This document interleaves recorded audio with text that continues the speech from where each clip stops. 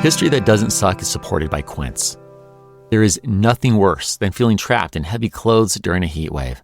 And that's why my summer uniform has become all about Quince. They make these incredibly high-quality essentials. Think breathable linen and soft organic cotton that keeps you feeling cool while looking totally put together. I recently took a Caribbean cruise with fans. I needed to look sharp for nightly dinners on board, and my Quince European linen suit was perfect. The tailored blazer and dress pants were stylish and literally cool. It's rare to find quality like this without the luxury price tag, but Quince keeps everything 50 to 80% less than similar brands by working directly with ethical factories. Elevate your summer wardrobe. Go to quince.com/HTDS for free shipping on your order and 365-day returns. Now available in Canada, too. That's QUINCE.com/HTDS for free shipping and 365-day returns. Quince.com/HTDS. History That Doesn't Suck is sponsored by Indeed. If you run a small business like me, the right person can level everything up. I've got an awesome team, but as we grow, there's more pressure to continue to deliver more history that doesn't suck. So, as I'm thinking about growing the team, I wouldn't just be looking for a writer. I need someone with specific skills in research and citation, plus experience in narrative storytelling. This is a job for sponsored jobs. Indeed, sponsored jobs is a boost whenever you need to find quality talent. Instead of struggling to get your job post even seen on other websites, sponsored jobs helps your role stand out in search results so you can reach candidates who meet your specific criteria. Spend less time searching and more time actually interviewing candidates when you join the 3.3 million employers worldwide that use Indeed to connect with quality talent that fits your needs. And listeners of this show will get a $75 sponsored job credit to help get your job the premium status it deserves at Indeed.com/podcast. You just go to Indeed.com/podcast right now and support our show by saying you heard about Indeed on this podcast. Indeed.com/podcast. Terms and conditions apply. Need to hire? This is a job for Indeed sponsored jobs. Hello, my friends. Professor Jackson here, and today, in celebration of America's 250th, this is a special encore episode telling the tale of that audacious, terrifying, informative step taken by the Second Continental Congress to declare independence in the summer of 1776. Fought over bitterly on July 1st, voted on affirmatively on the 2nd, with the exact wording finalized on the 4th. I mean, how could we not resurface Episode 8's account of this story for this week? If you're new here, you may not have listened to it. Here's your chance. And if you've been listening for a while, take a step back with me and remember why we revere this document. In a broader sense, why do we keep coming back to the Declaration? The Constitution is the law of the land, but the Declaration, it encapsulates the best of ideals. Even when we, as a nation, don't live up to them, they are there for us to strive toward. That beautiful language, we hold these truths to be self-evident, that all men are created equal, that they are endowed by their Creator with certain unalienable rights, that among these are life, liberty, and the pursuit of happiness, that to secure these rights, governments are instituted. I'll stop there before I get too carried away. Look, I am delighted to revisit this remarkable story and share it with you today. In other news, the first episode of a new show, Government That Doesn't Suck, will premiere July 6th. I'm teaming up with my friend Professor Lindsay Cormack, who's been a guest on HTDS. In this new show, we'll tell stories of America's most impactful successes in governance, from our founding to the present day. We'll bring engaging narratives and insightful conversations about moments when leaders long ago and not so long ago actually led us toward a more perfect union. It's not a love letter to government, but like my book, Been There, Done That, these are stories and conversations about how our history shows what we can overcome.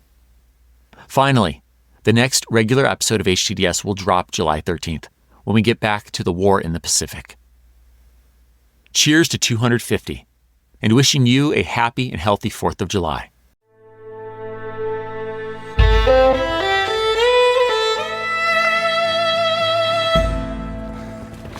It's almost dawn, March 5th, 1776. American forces are just finishing fortifications on top of Dorchester Heights, on the peninsula south of British-occupied Boston. This move is similar to their occupation of Bunker and Breed's Hill last year, except this time, Patriot forces are going further. They have not one, but two redoubts, over 20 cannons, and some 4,000 fierce soldiers ready to hold their ground. They set up all of this in a single night. Down in Boston, the tall, handsome, mid-40s general, William Billy Howe, and his men can hardly believe their eyes. Gazing southward across Boston's not yet filled-in waters and marshes, they can clearly see Dorchester Heights 2 miles in the distance. Such strong fortifications. So much artillery. So many men. British commanders knew the American forces were up to something last night. The news disrupted their drinking. But how is this even possible? General Howe fumes and decides to answer with a cannonade. For 2 hours, British artillery fires at the American position. It's a complete failure. Dorchester's Heights elevation is simply too high. Yet, that elevation also means that Patriot cannons can hit Boston Harbor. Rear Admiral Mullen O'Sholdham informs General Howe that the fleet cannot stay here. What should they do then? Well, General Howe drove off the rebels last year at the Battle of Bunker Hill, so now the honor-bound commander will drive them from this southern peninsula. By 12 noon, troops are at Long Wharf preparing for an amphibious attack against the Americans. He's sending 2,000 redcoats to Castle Island. They'll hit Dorchester at nightfall. Amid all of this activity in Boston, General George Washington arrives at Dorchester Heights. He's thrilled with the plan's execution and calls out a stirring rallying cry to his men. "Remember, it is the 5th of March, and avenge the death of your brethren!" That's right, March 5th, 6 years to the day since the Boston Massacre. The Virginian general's words invigorate his troops. They welcome this fight. Civilians take to the hills to watch the slaughter to come. But this battle isn't meant to be. As the afternoon passes, strong winds rip up fences and dash windows. By that evening, it isn't cannon, but snow and sleet that attack. As the Reverend William Gordon will later describe, it was such a storm as scarce anyone remembered to have heard. I concluded that the ship could not stir and pleased myself with the reflection that the Lord might be working deliverance for us and preventing the effusion of human blood. Considering the Americans' fortifications and high ground, British Colonel Charles Stewart also wonders if this isn't for the best. God knows whether it was a fortunate circumstance or not, but at any rate, so high a wind arose that it was impossible for the boats to take to sea. The next day, General Howe and his engineers recognize George Washington's army holds too strong of a position. The Redcoats will not attack. Instead, the British commander will contend with the range of the Patriots' far-reaching cannons by evacuating Boston. George will let the British properly prepare and depart in peace. As a result, Billy Howe, who might not prevent his men from stealing, does nonetheless refrain from putting the torch to Boston. He'll also evacuate more than 1,000 loyalists, including hundreds of women and children who fear the wrath of George's army. Loyalist refugees also include notable figures, like the Boston Latin School's headmaster and a former law mentor of John Adams, James Putnam of Worcester. But not all will make it out. A few loyalists will kill themselves. Seeing loyalists as traitors, George doesn't lose too much sleep over this. But still, this doesn't please him. He'll later write, "Unhappy wretches, deluded mortals. Would it not be good policy to grant a generous amnesty to conquer these people by a generous forgiveness?" See, George is a leader who understands that ending a conflict of this magnitude requires more than winning in battle. Building a future American society will require making concessions to the vanquished, forgiving, and seeking general reconciliation. Finally, on March 17th, St. Patrick's Day, William Howe, his 8,906 troops, and civilian loyalists, over 11,000 souls in total, depart from the city of Boston. As their 120 ships weigh anchor, Bostonians watching break down in tears of relief. It'll be yet 10 days before the fleet disappears from sight, but no matter. An end to their city's occupation is relief enough for beleaguered Bostonians. Abigail Adams calls the sight marvelous and credits the Lord. But George has little time to celebrate his victory. The Virginian knows Billy Howe is only regrouping, and when their armies clash again, likely in New York, his foe will have the advantage and bring all the vengeance of an embarrassed superpower. There is little civil left in this civil war. Perhaps it's time to cut ties once and for all. Perhaps it's time for independence.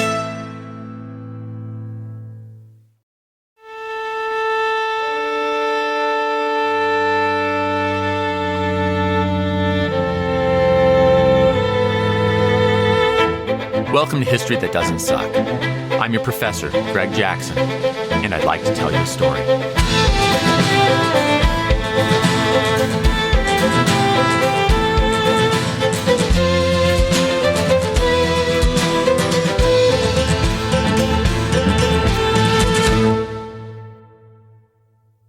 Thus concludes the Siege of Boston. And I know this might seem weird, but after talking about Boston in almost every episode so far, it's time for us to move on. In fact, we're going to get around this episode. First, we're heading down to Philadelphia. It's 1776 and Congress is ready to declare independence. Well, not without a few more months of debating and disagreeing, but I'll fill you in on that difficult process and decision. We'll then head to the Caribbean of yesteryear because it's time to meet the most unlikely founding father of them all, Alexander Hamilton. We'll bear witness to the orphan's rough island childhood and incredible ascent. Whether you're a new Alex fan thanks to Lin-Manuel Miranda, a Hamilton hipster who thought the $10 founding father was cool before the musical, know nothing of him, or are even a Hamilton hater, it's quite the saga. Finally, we'll follow Alex to New York, where we'll reconnect with George Washington as he loses battles, brave lads like Nathan Hale, and goes on the retreat. We'll see George at his lowest of lows since he was a young and inexperienced colonel at Fort Necessity. Indeed, despite the declaration, 1776 will prove a difficult year for the Patriot cause, one that tries men's souls, if you will. We've got quite a story cut out for us. So let's bid a fond farewell to Boston and head to Philadelphia. Ah, Philly. We've sat in as Congress has met numerous times in the city's gorgeous red brick, white-trimmed State House. But before we do so today, let's brush up on the situation. In the last episode, we saw that most congressional delegates in 1775 didn't see independence as the goal. Many viewed the current state of affairs as a civil war that would likely be brief and conclude in reconciliation with the king and their rights as British subjects being restored. But this belief suffered a fatal blow with King George III's harsh rejection of Congress's olive branch petition in late 1775.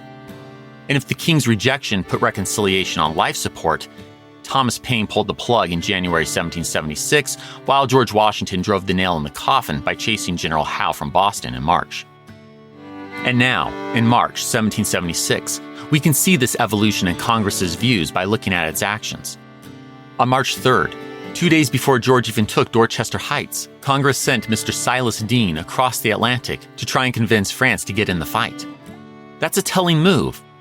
See, France wouldn't want to get mixed up in a civil war, and Congress knows that. But a war for independence? That's different. King Louis XVI might see value in helping a piece of his nemesis King George III's empire break off. Silas is even permitted to say there's a good chance of, quote, total separation from Britain coming. So, Silas's mission speaks volumes to where the delegates' minds are. But don't take that as every delegate agreeing on independence. No, remember, everyone in Congress rarely agrees on anything. Things are only moving in that direction, though John and Abigail Adams couldn't be happier about this development. We know that from their current letters. Now, before I quote some Abigail for you, let me fill you in on these two New Englanders who are arguably America's original power couple. Although they live in an era where women are left out of politics and rarely receive much formal education, as is the case with Abigail, make no mistake, this autodidactic, driven woman is brilliant, and her husband relies heavily on her advice. Even when short and husky John's various roles in government take him far away from his even shorter, dark-haired, beautiful wife, like right now, As he's in Philly representing Massachusetts in Congress, the loving couple writes to each other constantly. Across their half a century of marriage, they'll exchange a slew of letters, well over 1,000 of which will survive right into the 21st century. Their fiery personalities can leap off the page on occasion, but the duo mean it when they start their letters to one another, as they often do, with, "My dearest friend." Theirs is a committed, honest relationship. Two best friends who make the other better, sharper. John and Abigail are interdependent. My apologies to everyone who is now feeling badly about their love life, but all that said, let's get to Abigail's letter. On March 31st, 1776, Abigail writes to John, "I long to hear that you have declared an independency." Ah, there's the telltale line. Little surprise considering that, as we saw in the last episode, Abigail witnessed the horrors of the Battle of Bunker Hill with little John Quincy a year ago.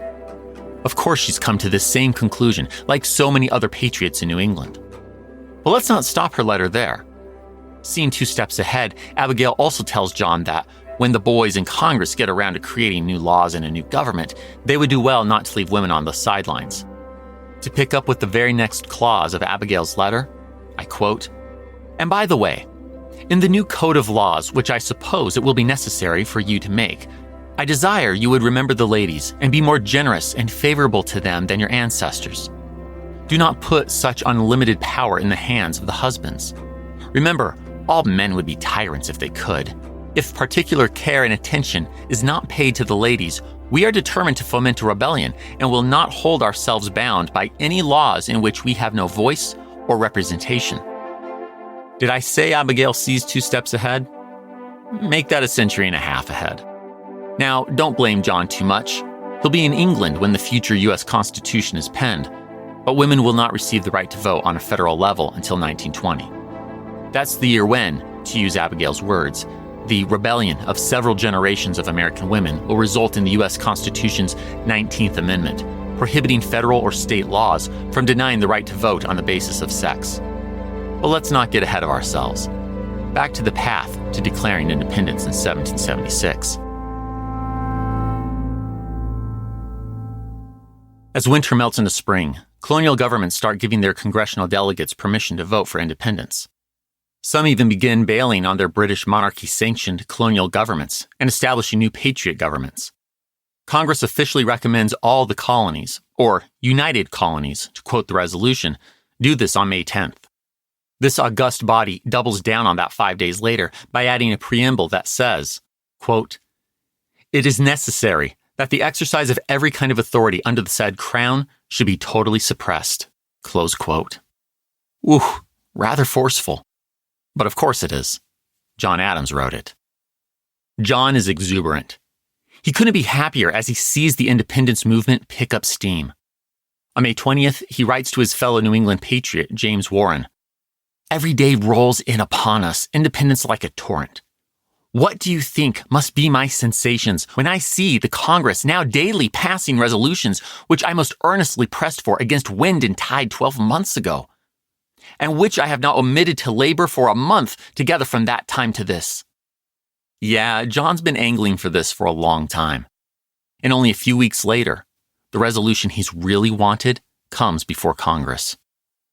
On June 7th, 1776, Virginia Delegate Richard Henry Lee introduces the following 3-sentence resolution.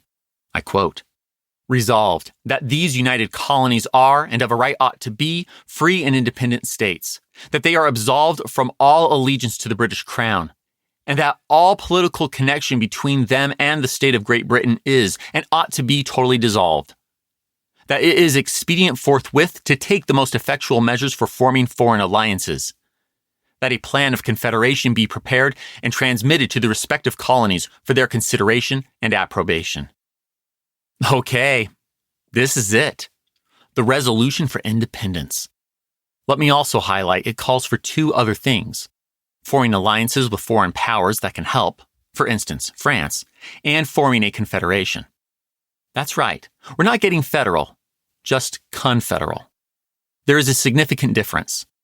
This means the colonies will remain independent and sovereign states. To compare that to modern times, think more of the European Union than the federal United States. This Congress will soon form a committee to prepare the U.S. Constitution's singular predecessor, the Articles of Confederation. Well, hold on. If Congress heard this resolution for independence on June 7th, why do Americans celebrate independence on the 4th of July then?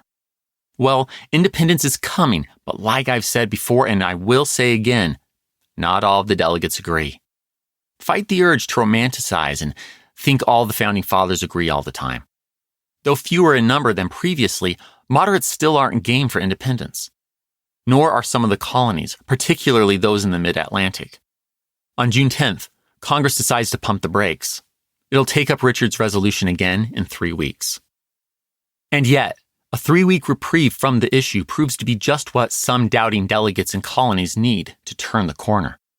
In mid-June, Delaware, Connecticut, and New Hampshire instruct their delegates to vote for independence. At the same time, New Jersey arrests its royal governor, William Franklin, who's also the son of one of America's most popular and influential patriots, Benjamin Franklin. Capable and talented like his father, William was once a popular governor. But where his dear dad and increasingly more Americans see patriotism, William sees rebellion. Thus, Loyalist William is quite literally imprisoned at the same time his father is helping to craft the actual Declaration of Independence. Perhaps keep that in mind the next time you think your family has the most embattled arguments over politics.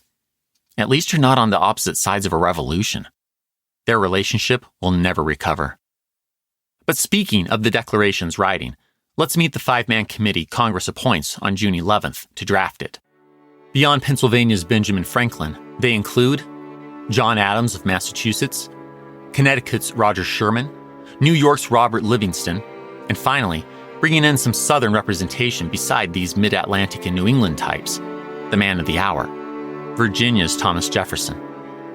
Only 33 years old, tall, thin, red-headed Tom is about to learn the same lesson many A students doing group work in school have. The rest of your group is going to let you do almost all of the work. Joking aside, there's much we do not know about the writing process, but Tom is the principal author. Working from his rented rooms on the second floor of Jacob Graff's Flemish bond-patterned red and black brick 3-story home, Tom cranks it out in about 2 weeks. Ben and John tweak it. The end result is bold. Most famously is perhaps the assertion, quote, that all men are created equal, that they are endowed by their Creator with certain unalienable rights, that among these are life, liberty, and the pursuit of happiness. Close quote. Tom is also showing how well-read he is as he paraphrases the 17th century English philosopher John Locke, who wrote, "Man hath by nature a power not only to preserve his property, that is, his life, liberty, and estate, against the attempts of other men." Tom basically replaced estate with happiness. The lanky Virginian also takes the British monarchy to task for creating slavery in the Americas. Let me give you a small taste of this. Speaking of King George III, Tom says, quote, "He has waged cruel war against human nature itself, violating its most sacred rights of life and liberty in the persons of a distant people who never offended him, captivating and carrying them into slavery in another hemisphere, or to incur miserable death in their transportation thither.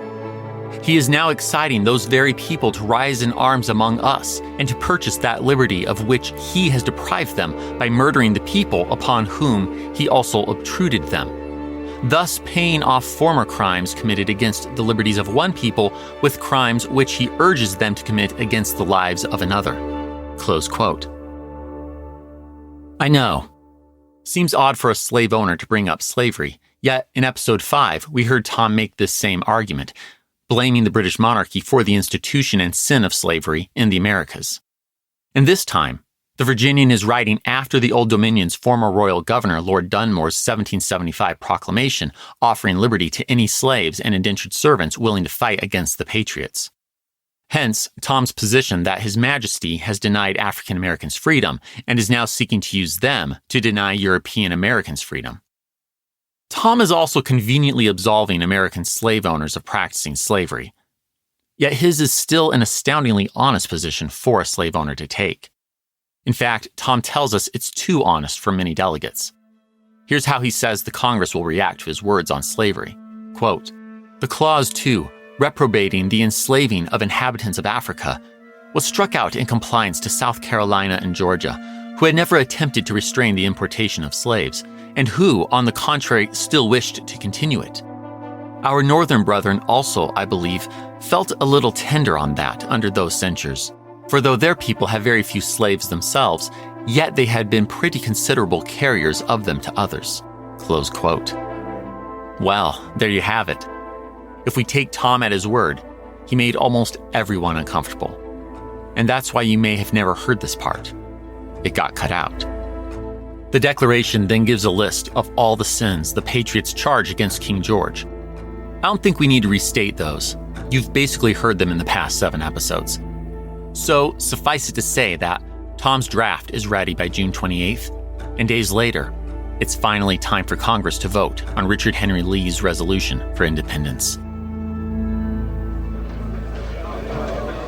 It's the morning of July 1st, 1776. Second Continental Congress delegates are gathered at the Pennsylvania State House, seated in their Windsor chairs. The debate before them, the Lee resolution to declare independence. An oval-faced, fair-featured Pennsylvanian rises, forcefully fighting parliamentary overreach since the Stamp Act with his brilliant publication, Letters from a Farmer in Pennsylvania. This is the famous penman of the Revolution, John Dickinson. He begins. "The consequences involved in the motion now lying before you are of such magnitude that I tremble under the oppressive honor of sharing in its determination." Somberly, this moderate Pennsylvanian goes on to argue against an immediate declaration of independence. He believes it will unnecessarily endanger reconciliation with Britain, and that foreign powers, like France, won't provide the aid many here think they will. John D. continues, "To escape from the protection we have in British rule by declaring independence would be like destroying a house before we have got another, in winter, with a small family, then asking a neighbor to take us in and finding he is unprepared." He further reports that their Committee on Confederation is making terrible progress. Judging things as is, he doubts such a commonwealth of colonies would survive beyond 20 to 30 years. The delegates silently contemplate this bleak outlook on independence. Finally, John Adams can take it no longer. The rotund New Englander rises and counters. "Sink or swim, live or die, survive or perish, I give my hand and my heart to this vote. It is true indeed that in the beginning that we aimed not at independence. The injustice of England has driven us to arms. If we postpone independence, do we mean to carry on or give up the war? Do we mean to submit and consent that we ourselves shall be ground to powder and our country and its rights trodden down in the dust? I know that we do not mean to submit. The war then must go on, and if the war must go on, why put off longer the Declaration of Independence? Why then, why, sir, do we not as soon as possible change this from a civil to a national war? If it be the pleasure of heaven that my country shall require the poor offering of my life, the victim shall be ready. But while I do live, let me have a country, or at least the hope of a country, and that a free country. I leave off as I begun, that live or die, survive or perish. I am for the Declaration." More discussion follows. They vote. With nays from South Carolina and Pennsylvania, an abstaining New York, and a split Delaware, only 9 colonies are in favor of independence. Not good enough. For a movement of this magnitude, they need unanimity. It's a furious night of talking, persuading, convincing, and coaxing as the pro-independence delegates try to win over the moderates for another vote tomorrow. The next day, New York again abstains, but South Carolina and Pennsylvania flip, while Caesar Rodney has ridden 80 miles through a stormy night to be here and put his home colony of Delaware's vote with the ayes. Thus, the July 2nd vote is 12 colonies in favor of independence, none against. The next day, John Adams excitedly writes to Abigail, "The 2nd day of July, 1776, will be the most memorable epocha in the history of America. I am apt to believe that it will be celebrated by succeeding generations as the great anniversary festival. It ought to be commemorated as the day of deliverance by solemn acts of devotion to God Almighty. It ought to be solemnized with pomp and parade, with shows, games, sports, guns, bells, bonfires, and illuminations from one end of this continent to the other, from this time forward, forevermore. Ah, so close, John. While Richard Henry Lee's resolution passed on July 2nd, editing and finalizing the Declaration's wording, like cutting out Tom's diatribe against institutionalized slavery, delays Congress's approval of the actual Declaration 2 days, until the 4th of July. Ah, so we can see where John's coming from, but since the document says July 4th, that will become the popular date. 56 men signed the Declaration. No, not that day. At no point did everyone gather and sign the Declaration at once, as John Trumbull's painting will later depict. Rather, delegates will sign as they can over the weeks and months to come, with many doing so on August 2nd. Nor do we have any proof that John Hancock, whose name will later become synonymous with signature, makes his massive signature because he wants to ensure King George can read it without his spectacles. He probably did so simply because he's the Congress's president, and well, because that's the cool and popular John being John. But regardless of the circumstances of each signer, one thing is certain. They have, as the document says, pledged to each other our lives, our fortunes, and our sacred honor. And so, after years of buildup and not without doubts, the delegates have taken the life-risking step of declaring independence. But that'll do for our time in Congress. Not only do we need to follow the fight heading to New York, but we first must make a stop in the Caribbean of yesteryear. It's time to meet an impoverished but ambitious child in this far-off corner of the British Empire. A boy who will soon become one of NYC's most important adopted sons and one of the future United States' most unlikely founding fathers. Rewind. History That Doesn't Suck is supported by Ring, because with Ring, it's protected. I live in a cave. Well, not an actual cave, but a writing and recording cave, which is what my wife calls it. She works in an office, and I work from home most days. I spend a lot of time down in my home studio and am barely aware of what's going on outside. That's why I love having the Ring battery doorbell. I can keep track of deliveries and see exactly what's happening at my front door in real time without leaving my basement studio. And for the rest of my home, the Outdoor Cam Plus gives a wide field view with super clear retinal 2K video. So even at night, I know my yard and everything in it is covered. You can even upgrade to 4K cameras with ultra clear footage and the ability to zoom in without things getting blurry. For me, it's all about awareness right from my phone, whether I'm in my writing cave or actually away from home. The door, the yard, the home, it's everything I care about. And with Ring, it's protected. Shop cameras, doorbells, and more right now at ring.com. History That Doesn't Suck is sponsored by Bob's Discount Furniture. It is remarkable that America is turning 250 years old. We've come a long way from log cabins to living rooms featuring sofas and built-in coolers, light-up cup holders, and power-articulating headrests. Bob's has the exact style America wants for this big milestone, all at everyday low prices with thousands of 5-star reviews to back them up. Take the Sedona Power Reclining Sofa. It's a genuine leather oasis with built-in charging and Bobopedic seats that hold up to serious lounging. Complete the look with the matching love seat and recliner. For your summer hosting needs, the HomeWorks dining set features comfy Bobopedic seating and built-in storage in the table and bench, so you're always party ready. Or build your dream layout with the customer favorite modular Bob sectional. It boasts over 1,000 5-star reviews, family-proof construction, wireless charging, and premium memory foam for hundreds less than the competition. At only $250 per piece, it fits any budget. Celebrate the 4th at Bob's. It's where America shops for furniture. History That Doesn't Suck is supported by Instacart.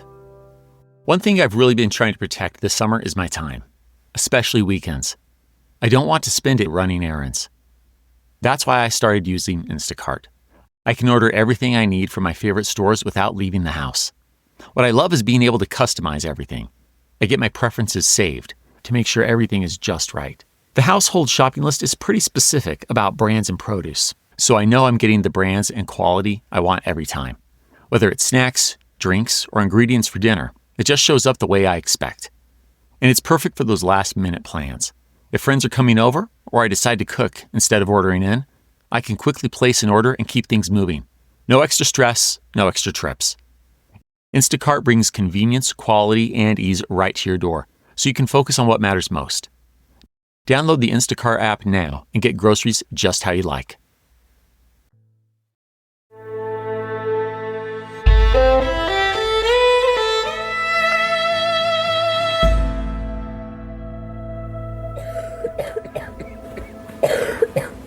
It's the evening of February 19th, 1768. A 39-year-old mother and her at most 13-year-old son each occupy a part of the family's single bed in their second-floor apartment at 34 Company Street in the town of Christiansted on the Danish West Indian Isle of St. Croix. Both are deliriously ill.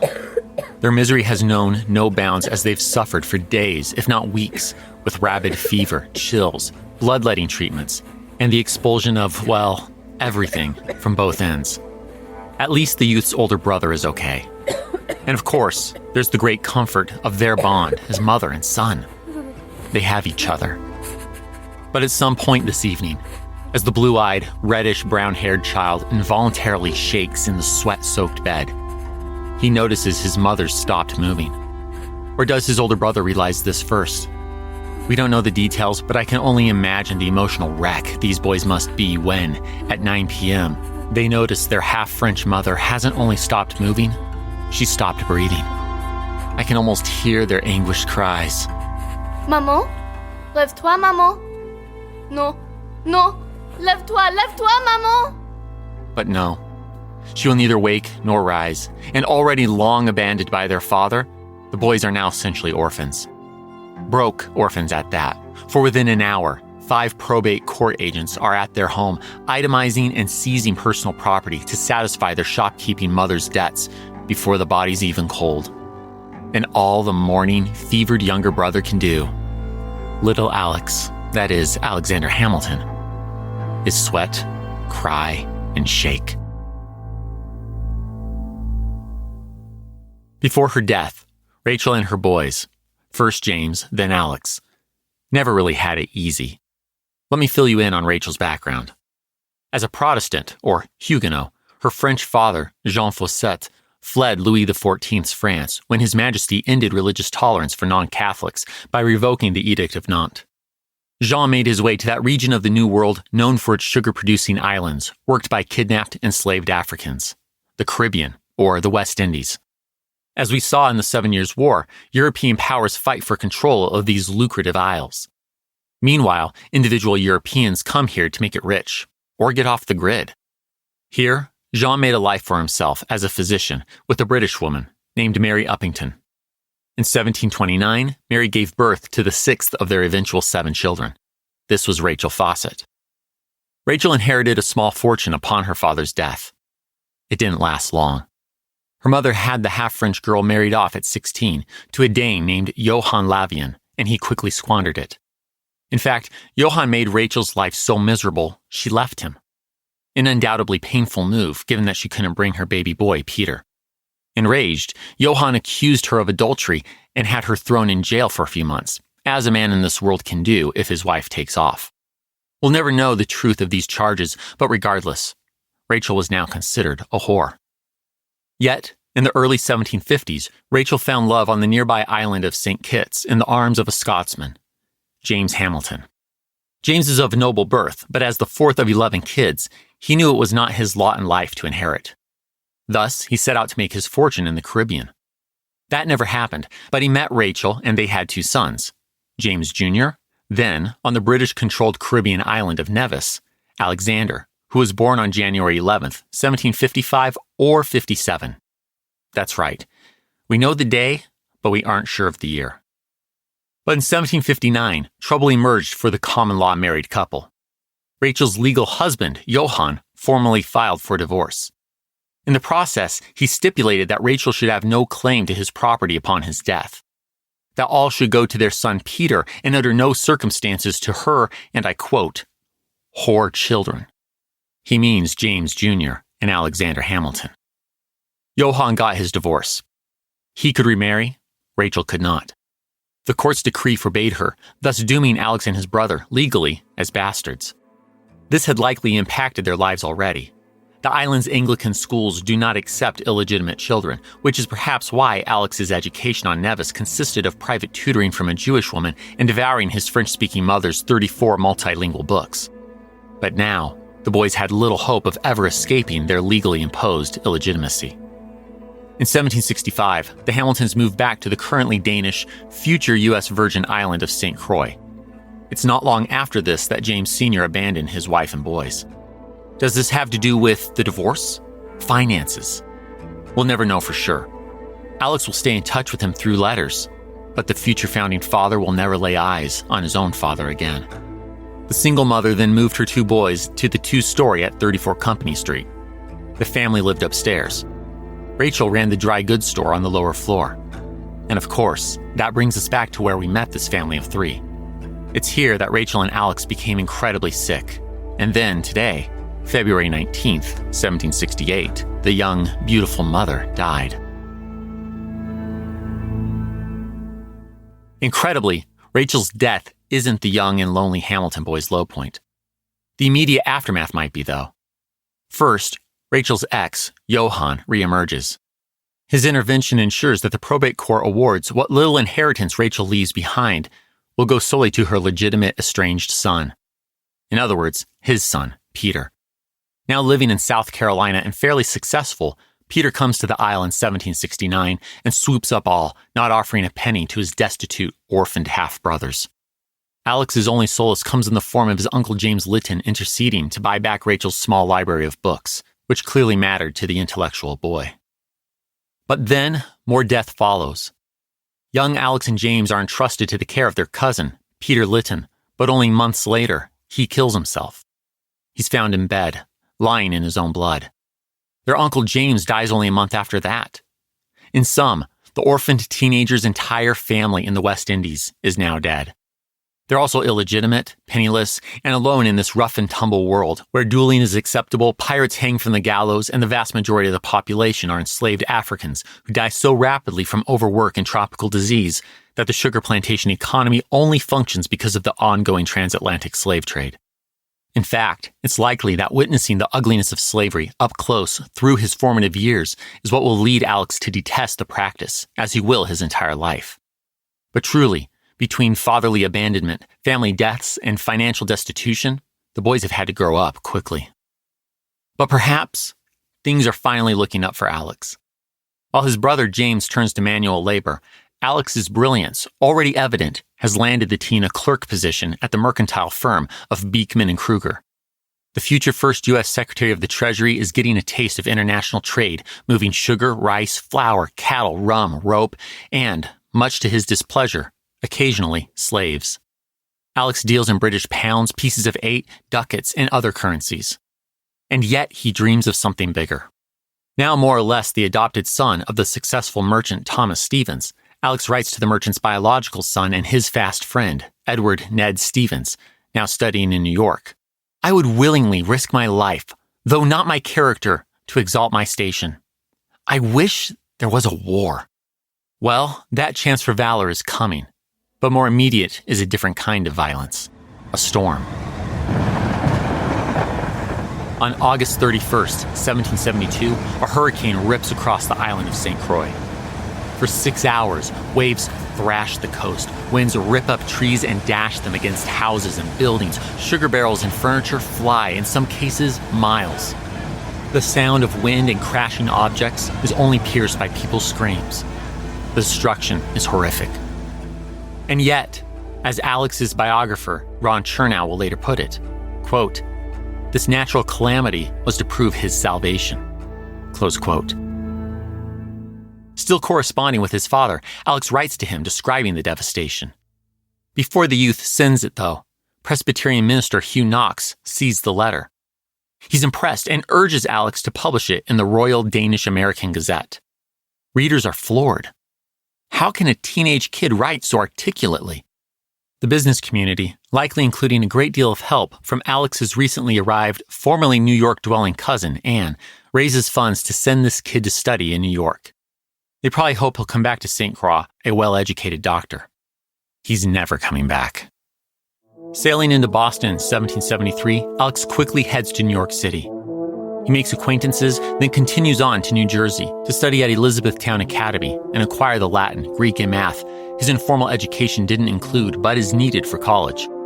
He's soon accepted to Princeton by a very impressed Dr. Witherspoon, but when the trustees refuse Alex's proposed 2-year graduation plan, he opts to study at King's College instead. He enrolls around late 1773 to early 1774. Now, as we know from past episodes, things are heating up politically by this point, and Alex gets involved. The young student gives an impromptu speech on the Common near King's College on July 6, 1774, in which he defends the recent Boston Tea Party and denounces Parliament's harsh response with the coercive acts. People are stunned at his eloquence. He then gets into a war of words with the Anglican rector of Westchester, Samuel Seabury. Playing off of the famous Pennsylvanian farmer pamphlet penned by our favorite moderate constitutional delegate, John Dickinson, the rector adopts farmer as his pen name. That's why Alex's second pamphlet aimed at this man of God, which is an 80-page masterpiece published on February 23, 1775, bears the title, Farmer Refuted. But in the aftermath of Massachusetts' Battle of Lexington and Concord that April, Alex doesn't assert that the pen is mightier than the sword. He simply wields both. Alex joins a volunteer militia, drills, and trains while studying up on military science, and that August, this college student who once wished for a war so that he could prove his mettle and move up in the world, takes his first big risk. It's late at night, October 23rd, 1775. The Liberty Boys' leader, Isaac Sears, has brought a group of 15 or so New Yorkers to the southern tip of Manhattan Island, to Fort George. They know Massachusetts has seen 2 major battles already. Now, out in their own harbor, the 64-gun HMS Asia waits and menaces the city. Can they really leave the 24 cannons in this fort as a gift for the British? They don't think so. These patriots mean to steal these cannons. The volunteers pull hard on the ropes. This is no small feat. Not intended to travel, the 1-ton-apiece cannons are mounted on very small wheels. Each man strains as the coarse rope cuts into his hands. As one ardent supporter of the patriot cause struggles, an Irish immigrant and tailor named Hercules Mulligan, he looks up and sees his young friend Alexander Hamilton. Alex hands Hercules his musket and takes his place. But as the Liberty Boys work, their voices and the cries of straining wheels echo across the harbor. It isn't long before the crew of the HMS Asia realizes what's going on. The sailors answer with a few shots of their own. Candles and lamps light city windows. Drums beat a warning. The city wakes as Alex is dragging a cannon through its streets. Then, the Asia really lets it go. A broadside of 34 guns. Liberty Boys and citizens flee for safety, but as they do, Alex sees Hercules and asks, "My musket?" "Shoot." The Irishman realizes he left it back at the fort. Hercules can hardly believe how Alex responds. To quote the Irish tailor, "I told him where I had left it, and he went for it, notwithstanding that the firing continued, with as much concern as if the vessel had not been there." You can say a lot of things about Alex. Many future political enemies will. But there's no doubting his courage, hustle, intelligence, confidence, and frankly, his charm. These traits have all helped this scrappy, bilingual, Caribbean-born scholar and soldier not only to survive his destitute origins, but thrive and rise. He'll continue to do so. Come March 1776, the same time that George Washington is scaring General William Howe out of Boston, roughly 20-year-old Alex will be promoted to artillery captain. And he's only getting started. We'll see plenty more of him in the years to follow as he ascends into the ranks of the A-lister founding fathers. But speaking of George and General Howe, it's time we circled back to their contest, which, with Boston over, is coming to New York. The Virginian general is making his way here now to desperately prepare this far less defensible city against the far larger, better trained, and better equipped British military. History That Doesn't Suck is sponsored by BetterHelp. For some, summer is their favorite season. Travel picks up, kids are out of school, and adventure is the focus. For others, juggling it all can be tough and can lead to overwhelm and counting down the minutes until school starts again. I always feel the pressure to pack summer with plans. My wife, who is also an educator, reminds me that we're supposed to take some time off in the summer. She's right, and that's why I encourage you to build in some downtime for yourself as well. Therapy can help people better understand their needs, feel more confident setting boundaries, and create a version of summer that actually feels good. BetterHelp makes it easy to get started. They do the initial matching work for you based on a short questionnaire, and you can switch to a different licensed therapist at any time. With over 30,000 therapists, they are the world's largest online therapy platform, having served over 6 million people globally. You don't have to say yes to everything this summer. Find support in therapy. Sign up and get 10% off at betterhelp.com/HTDS. That's betterhelp.com/HTDS. Hey, before we jump back into the show, let's take a quick break. But not just any break. This is a refreshing break with Snapple. We all know about Snapple's iconic real facts. So let's take a minute to go over some of my faves. Snapple Real Fact 2002. On May 1st, 1931, the Empire State Building officially opened in New York City. Snapple Real Fact 1477. France used the guillotine as recently as 1977. Snapple Real Fact 1916. The first Nobel Prizes were awarded on December 10th, 1901. Snapple Real Fact 1978. More than 40 buildings in New York have their own zip codes. So grab a Snapple, take a second, and enjoy the moment. Because, let's be honest, this might be the most refreshing part of your day. Snapple, make your break more interesting. All right, now let's get back to the show. History That Doesn't Suck is supported by K-12 powered schools. My kids are so different.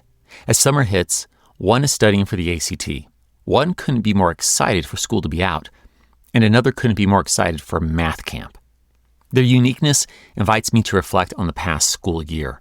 I start asking myself, what worked well? What could have gone better? And what are our goals for next year?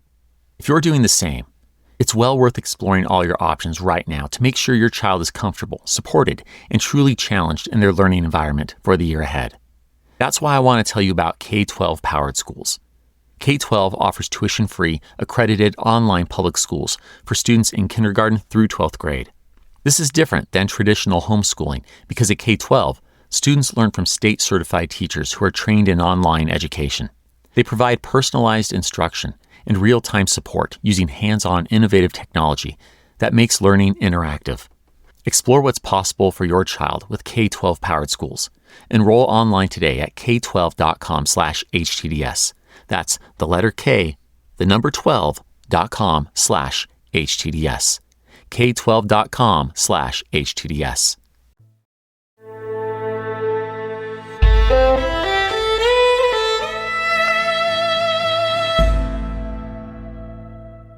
George Washington arrives in New York City on April 13th, 1776. He's undoubtedly relieved to find that this city of 20,000 hasn't caught a whiff of General William Howe, but the tall, dignified Virginian knows his British foe is coming. George is so sure of it, he left General Artemus Ward with a minimal force to hold Boston and is otherwise bringing the whole army to NYC. Setting up headquarters in a townhouse at No. 1 Broadway, our Continental commander further realizes that New York will be a far greater challenge than Boston. Neither geography nor local politics are with him. Remember that Boston is a city on a peninsula, with peninsulas around it, one to its north and one to its south. This allowed George to take the southern peninsula's Dorchester Heights and trap Billy Howe and his not terribly useful navy. But New York reverses the situation. Between Manhattan, Staten, and Long Islands, other small specks of land, and the mouth of the Hudson River's deep, ocean-bound ship-accommodating depths, New York City and the surrounding area is an invading Navy's dream. Further, while Boston is a hotbed of rebellious patriots, New York is still lukewarm, split rather equally between Tory loyalists and patriots. In fact, that June, a dozen loyalists even conspired to assassinate George. The only dead man this failed plot yields is an executed Thomas Hickey, but good God! No wonder George is feverishly preparing fortifications before Howe's arrival. Sounds like it's the Brits, not the Yanks, who will have the advantage this time. Speaking of Howe, Where is the brave, pleasure-loving general? Fleeing Boston last March, his fleet sailed to Halifax, Nova Scotia. There, his forces reorganized and resupplied. Now, as we enter the month of June, they're sailing back down toward the rebellious colonies. On June 29th, George Washington's officers spy through their telescopes the first vessels of the massive British fleet in the lower bay. A few days later, July 2nd, redcoats land unopposed on the fertile farmland of Staten Island. So it begins. Yet, despite Howe's arrival, the Patriots get a shot of morale as word of the recently signed Declaration of Independence reaches New York. George has it read to his men and a crowd of New Yorkers on the evening of July 9th. Even in tepid New York, hearts stir. The people cheer and shout at its conclusion, but then turn into a mob.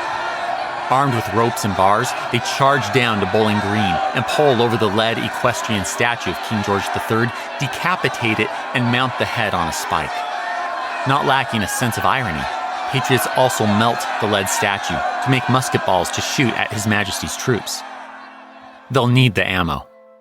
Joining William is the Navy's new commander-in-chief in America, his brother, Admiral Lord Richard Howe, or Black Dick, as he's known, which is a perfectly normal nickname for a gentleman named Richard with a dark complexion. He commands more than 70 warships manned by 13,000 men. As for the Army's commander-in-chief, Lord William Howe, he's picked up 9,000 German mercenaries called Hessians, which brings his head count to 32,000 men. The Howe brothers team with terrible might. Meanwhile, George's army numbers only around 20,000. Yet, despite holding a clear advantage, Billy Howe doesn't come out swinging. He knows he's on more loyalist turf than in Boston, and, empowered to offer pardons in the name of the king, he'd prefer reconciliation to conquest. The British commander sends letters to George Washington with hopes of peace talks. His letters are spurned for being addressed to George Washington Esquire rather than General, but George still agrees to meet with British Colonel James Patterson. When they speak on July 20th, the colonel talks of pardons, but nothing more. George answers, "Those who have committed no fault want no pardon. We are only defending what we deem our indisputable rights." Damn. To their credit, the Howe brothers will attempt further peace talks, including a meeting with John Adams, Ben Franklin, and Edward Rutledge on Staten Island later this summer. But all will come to no avail, as they can't offer the guarantees patriots want. Guess it's time for General Howe to turn to his military might. It's 3 a.m., August 27th, 1776. We're on the western side of Long Island, where George Washington has stationed 8,000 or 9,000 men to protect the small hamlet of Brooklyn. The majority of these troops are in fortifications on the heights. A few thousand hold positions a little farther out. And it's at this quiet, dark hour, when all but night sentries are sleeping, that British General James Grant strikes. As British muskets crack and flash near Gowanus Road, General William Alexander, or Lord Stirling, as the Scottish-American and earldom claimant is known, quickly answers with his 1,600 men. His sword of lordship holds strong on the American right, while Hessian artillery strikes at the center. Yet, these German mercenaries don't advance.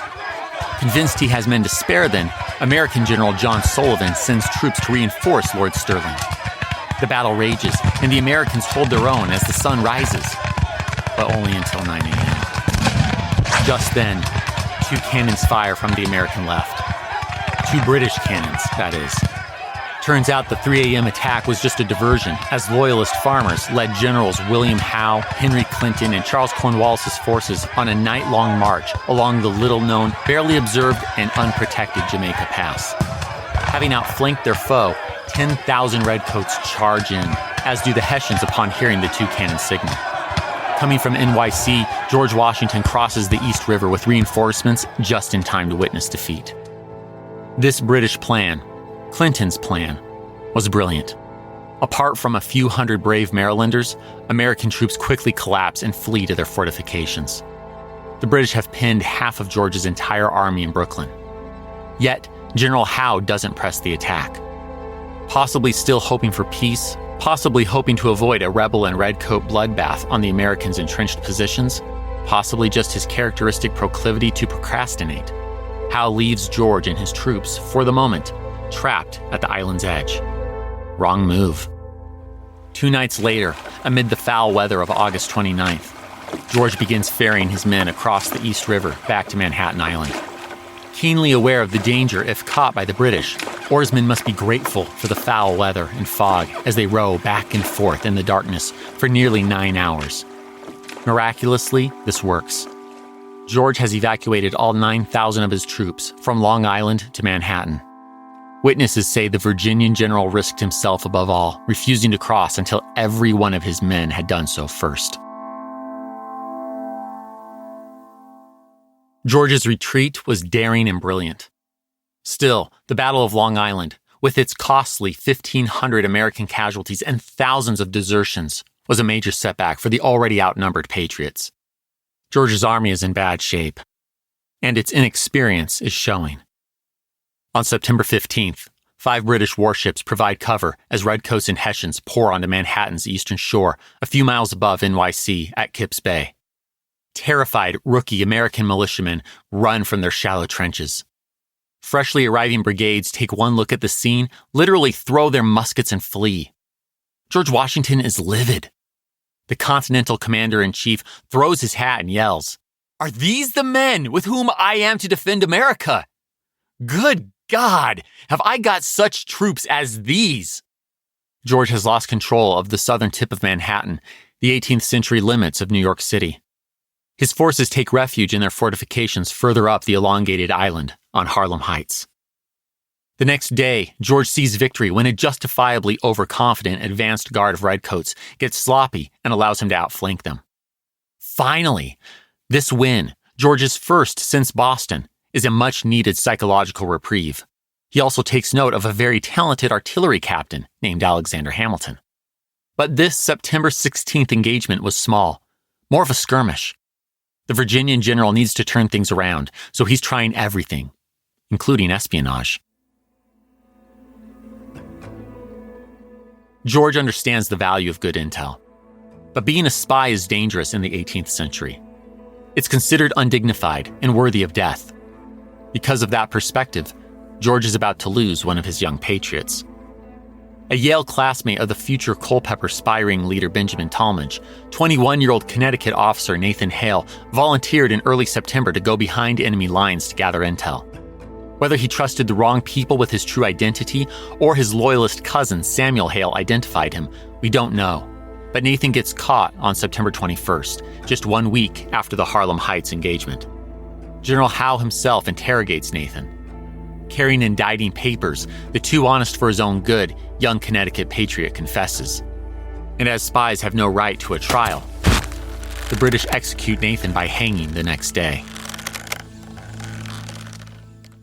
Legend tells us that Nathan's last words are, "I only regret that I have but one life to lose for my country." That account comes from Captain William Hull. Nathan's friend and fellow Connecticutter, the young captain reports that, after the execution, a witnessing British officer came to the American camp under a flag of truce and told both him and Captain Alexander Hamilton the tale. But according to the Essex Journal's account 5 months later, Nathan said, "You are shedding the blood of the innocent. If I had 10,000 lives, I would lay them all down, if called to do it, in the defense of my injured, bleeding country." Meanwhile, historians will speculate the line might have been a riff off of a popular play, Cato, which includes this line, "What a pity it is that we can die but once to serve our country." We can't say for sure what Nathan's last words were, but all who witnessed his hanging were impressed with how the young American captain met his end. British Captain Frederick Mackenzie wrote afterward that he behaved with good composure and resolution, saying he thought it the duty of every good officer to obey any orders given him by his commander-in-chief, and desired the spectators to be at all times prepared to meet death in whatever shape it might appear. So, like the whites of their eyes line at Bunker Hill, the legendary version likely captures the essence of reality. The young, Connecticut-born officer met death well and spoke of serving one's country to the bitter end. How George Washington reacts or doesn't to this news, we'll never know. There are no records. But to return to George, let's recap his situation as we enter October. In less than 2 months, he's lost Long Island, the southern part of Manhattan Island, including New York City, thousands of men to injury, death, or as prisoners of war, and seen still thousands more desert, including 6,000 of an originally 8,000-strong force from Connecticut. Meanwhile, Congress continues to fund short enlistments because they're cheaper than long-term enlistments. This leaves George with a continuous revolving door of soldiers who leave about the second they start to have enough experience to do any good. The American commander-in-chief is despondent.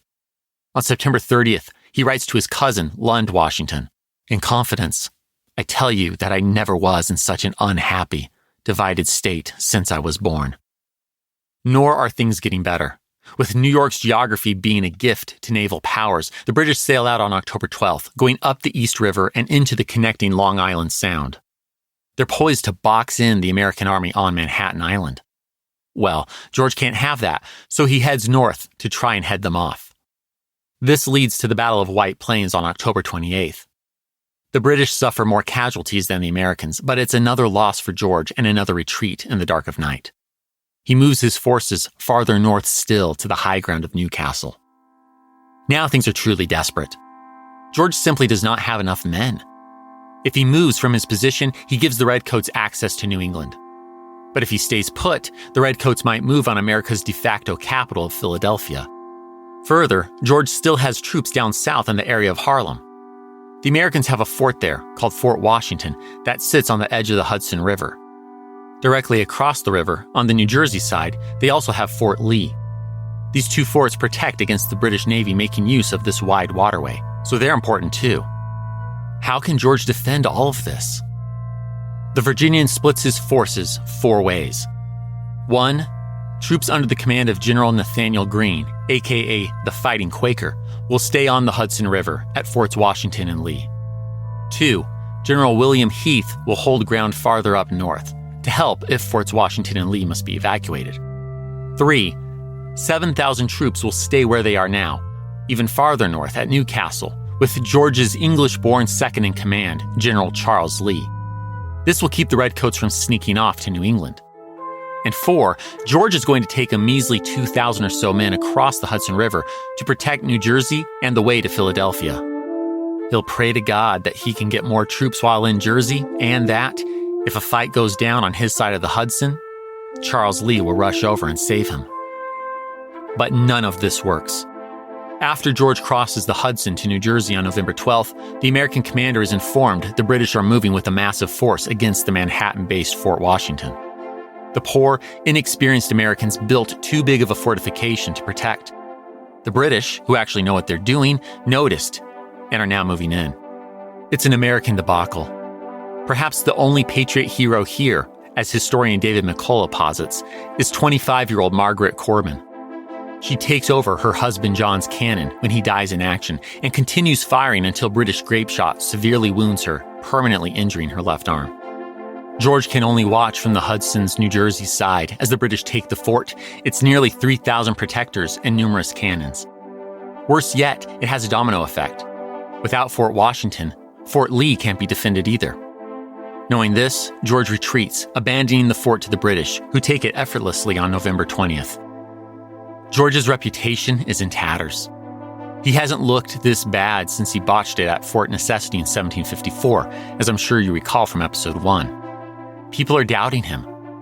George's previous aide-de-camp and now adjutant general, Joseph Reed, writes to Charles Lee on November 21st, implying that the English-born general ought to be the commander-in-chief.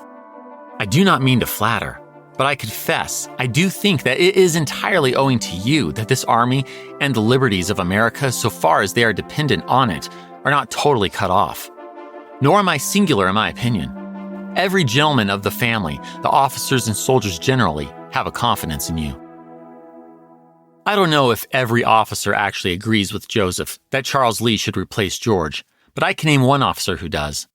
Charles Lee. That sneaky bastard writes to his friend in Congress, Dr. Benjamin Rush, "Had I the powers, I could do you much good." Meanwhile, Charles initially spurns George's order to come support him in New Jersey. Charles prefers to stay in New York, hoping to score a quick victory to show up his commander. But ironically, the self-serving general gets himself captured. Finally coming to New Jersey, Charles chooses not to camp with his men on the night of December 12th. He seeks the comforts of a tavern run by a rather attractive widow named Miss White instead. The British take the second-in-command American general prisoner the next morning, wearing nothing but his nightgown. It falls to General John Sullivan to lead Charles's force of 4,000 on to George. Meanwhile, George leads his frozen, broken army farther west, through New Jersey, across the ice-chunk-ridden Delaware River, and into Pennsylvania. But General William Howe ends his pursuit and will pass the winter comfortably in New York. Frankly, he doesn't need to follow. Congress is fleeing Philadelphia. George Washington's been driven out of New York, across New Jersey, and into Pennsylvania. His not terribly loyal but still number 2 general is in custody, as are thousands of other Patriot troops. All George has is a tattered reputation and a dismal, ill-equipped, malnourished, poorly trained rookie army suffering through the cold of winter, with many of the men's enlistments expiring at the end of the month, December 1776. This revolution appears to be all but over. George needs a miracle, a Christmas miracle.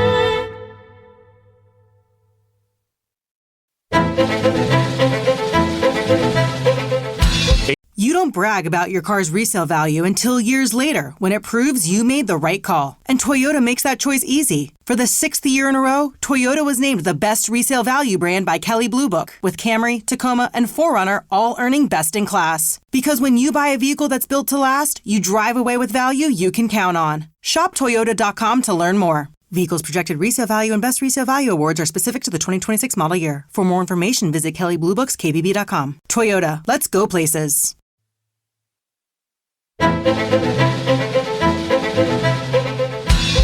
HTDS is supported by fans at htdspodcast.com/membership. My gratitude to you kind souls providing funding helps keep going. Thank you. And a special thanks to our patrons, whose monthly gift puts them at producer status. Adam Gorin, Othman Chapman, Amy and Ross Hinsman, Andrew Nissen, Andrew Sherwin, Anna M. Hutta, Art Lane, Bob Stinney, Bonnie Brooks, Brian Gadigan, Brian Boyles, Brian Goodson, Bruce Hibbert, Hayden Howitz, Charles Clendenin, Charles Starkey, Charlie Magus, Christopher Merchant, Christopher Liesel, Christopher Pullman, Cindy Rosenthal, Colleen Martin, Colin Ferris-Pennington, Connor Hogan, Craig Burhost, Dan G., Daniel Beecham, Daniel O'Conney, Darren Chambers, David Rifkin, Dean Heiser, Durante Spencer, Donald Moore, Ely Edwards, Elizabeth Chris Jansen, Ellen Stewart, Ernesto Franco, Bernie Lowmaster, Ethan Lowery, Evan Thompson, G2303, Jeffrey Nelson, George J. Sherwood, Gareth Griffin, Gina Johnson, Gordon Garwood, Henry Brunges, Holly Hamilton, Jake Gilbreth, James Bledsoe, James Blue, James Schlender, Jarrett Zongora, Jeffrey Newts, Jennifer Mingione, Jennifer Ruth, Jeremy Wells, Jessica Poppett, Joe Dobis, John Booty, John Frugal Dougal, John Huber, John Messmer, John Oliveros, John Rudlevich, John Schaefer, Jonathan Sheff, Jordan Corbett, Joseph Curry, Joshua Steiner, Julian Wright, Justin May, Carl and Elizabeth Saley, Carl Friedman, Carl Hindle, Carl Romer, Ken Culver, Kim R., Kristen Pratt, Kyle Decker, L. Paul Goringer, Laura Norman, Lawrence Neubauer, Linda Cunningham, Mark Ellis, Marcia Smith, Mason Glenn, Matt Siegel, Michael Sullivan, Nick Cafferel, Owen W. Sedlak, Peter Hugenroth, Philip May, Randy King, Rich Ruckel, Rick Brown, Robert Drazovich, Rock Day, Sam Holtzman, Sarah Prescott, Sarah Treyway, Scott Hurst, Shannon Hoagland, Sharon Thiessen, Sean Baines, Sean Collins, Stacy Ritter, Steve Williams, Creepy Girl, Thomas Churchill, Thomas Matthew Edwards, Thomas Sabbath, Tim and Sarah Turner, Todd Curran, Tom Bostofka, Walter M. Ames, Wesley McCage, and Zach Jackson. Join me in 2 weeks, where I'd like to tell you a story.